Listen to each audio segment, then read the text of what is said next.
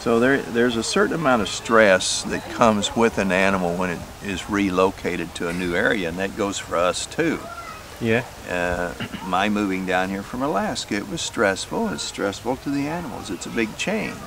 Where did you keep them at home? These had the run of the house. They move around the home and inside your home? Oh yeah, their house broke to a bathtub, and oh yeah, we get along just fine. Yes, we do. You good girl. Yeah, you good girl.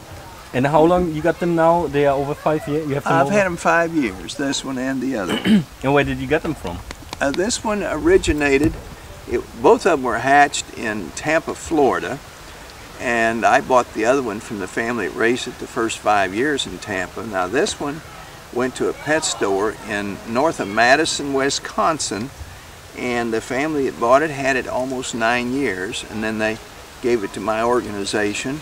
They had it in a basement and did not have sunlight, and the animal only weighed 4.5 pounds at 9 years old. Same length it is today, skin and bones with a head on it. And I brought her back to good health. And I'm very proud of that. She would have probably died shortly after if I had not have, you might say, rescued her from that basement with no sunlight. Sunlight is very important to all of us, and the people that had her didn't mean any injustice to the alligator, they just didn't know.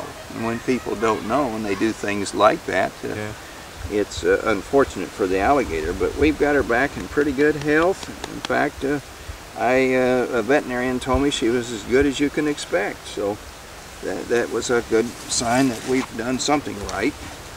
Yes, I know you want them. What kind of foundation do you have?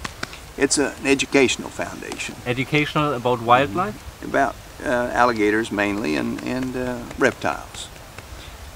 Alligators is kind of used to be snakes, but we've kind of moved into the alligator world, and now that Steve Irwin's passed on, I think he loved alligators too, and I've always have the crocodilia, and so I've kind of taken more of an interest in the alligators. I've learned more about them. You know, if you deal with alligators all the time, you keep learning.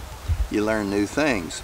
You keep dealing in the snake world, you learn more about snakes. So when I used to be with the snakes all the time, I didn't know much about alligators. But now that I've learned quite a bit, they have each their own personalities.